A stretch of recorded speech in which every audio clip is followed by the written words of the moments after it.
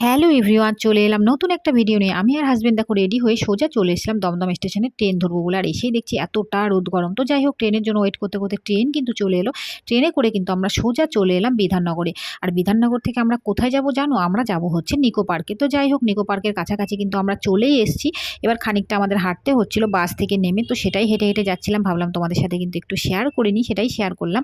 তো এবার চলে এলাম নিকো পার্কের সামনে। এখানে কিন্তু আমাদের টিকিট কাটতে হবে। আর আমরা যখন এসেছিলাম তখন কিন্তু 3টে বাজে, সেজন্য দেখো একদম ভিড় নেই।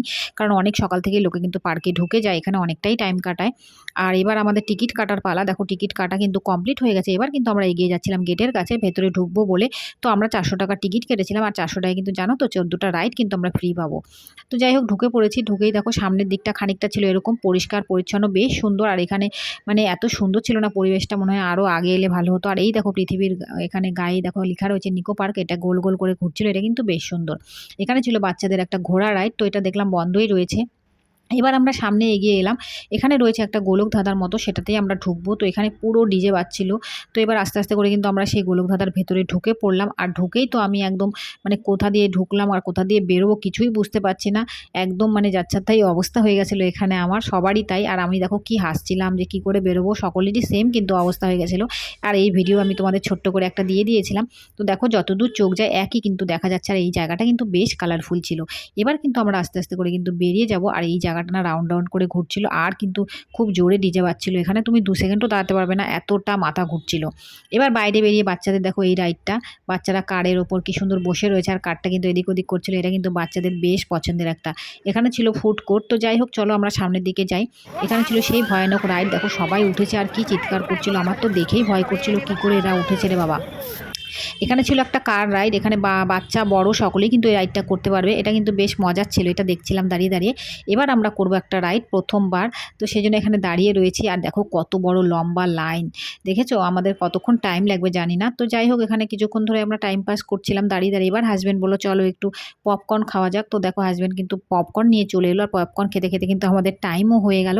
এবার কিন্তু আমরা উঠে পড়েছি। এটা টয় ট্রেনই এক প্রকার মানে ভাবতে পারো এটা একটা টয় ট্রেনই, মানে অনেক মেলাতেই এটা আমি দেখেছি। তো যাই হোক, আমি প্রথমবার চললাম, বেশ মজা লাগলো। এখান থেকে নেমে কিন্তু আমরা পার্কের চারপাশটা একটু ঘুরে ঘুরে দেখবো। এখানে দেখো একটা ঝিলের মতো রয়েছে, এখানে কিন্তু সবাই বোটিংও করছিল।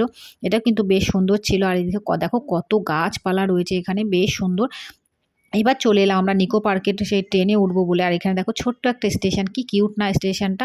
এখানে কিন্তু অনেক লোক ট্রেনে করে মানে উঠছিল। আর এই ট্রেনে উঠলে না তুমি পুরো পার্কটাই কিন্তু ঘুরে দেখতে পাবে। আর আমাদের লাইনটা দেখো সবার লাস্টে রয়েছি। তো যাই হোক, ট্রেন যেহেতু দুটো চলছিল আমরা কিন্তু চান্স পেয়ে গেছি, উঠেও পড়েছি। আর এবার চলো তোমাদের পুরোটা একবার ঘুরিয়ে দেখিয়ে দিই। আর দেখো কি ভালো লাগছিল, বাহারে সেই টয় ট্রেনের মতো না, বেশ সুন্দর লাগছিল। আর এটাতে চললে তুমি পুরো পার্কটা কিন্তু ঘুরে ঘুরে দেখতে পারবে। তো চলো আমরাও একটু একটু করে ঘুরে দেখি আর তোমাদেরও ঘুরে দেখাই। তো এখানে অনেক কিছুই রয়েছে। আর সবচেয়ে বেশি দেখো গাছপালা রয়েছে কত, সেটা তোমরা দেখতেই পাচ্ছ। এবার আমরা এখান থেকে টয় ট্রেন থেকে নেমে এবার উঠে পড়বো আইফেল টাওয়ারে। তো এই দেখো এই সিঁড়ি, অনেকগুলো সিঁড়ি বেয়ে কিন্তু আমাদের আইফেল টাওয়ারের উপরে উঠতে হবে। তো সেটা আমরা উপরে উঠে পড়েছি। আর উপর থেকে দেখো পার্কটা কতটা সুন্দর লাগছে। সুন্দর বলতে শুধু গাছপালাই দেখা যাচ্ছে, অনেক কিছু দেখাও যাচ্ছে না, শুধু গাছই দেখা যাচ্ছে। আর সন্ধে সন্ধে হয়ে গেছে, দেখো লাইটও জ্বলছে। উপরে দেখো বাচ্চাদের একটা রাইড। আর এই ব্রিজটা দেখো দ্বিতীয় হুগলি সেতুর মতো না খানিকটা। তো এবার আমরা এই রাইডটাতে চড়বো। এখানে আমরা দাঁড়িয়ে রয়েছি আর দেখো লোকজন এই রাইডটাতে চড়েছে। আর এটা কিন্তু দোলনার মতো দুলছিল। তো এবার ফাইনালি আমাদেরও টাইম হয়ে গেছে, উঠে তো পড়েছি। এবার কিন্তু কেমন একটা লাগছিল শরীরটা। আর আমি তো চোখ বন্ধ বন্ধ করে আছি, ভয় ভয় লাগছিল। আর এরা দেখো কি সুন্দর রিল্যাক্সে বসে রয়েছে, ওদের কোনো প্রবলেমই হচ্ছে না। তো যাই হোক, এই রাইডটা থেকে নেমে আমরা সোজা চলে এলাম কিছু খাওয়া দাওয়া করবো বলে।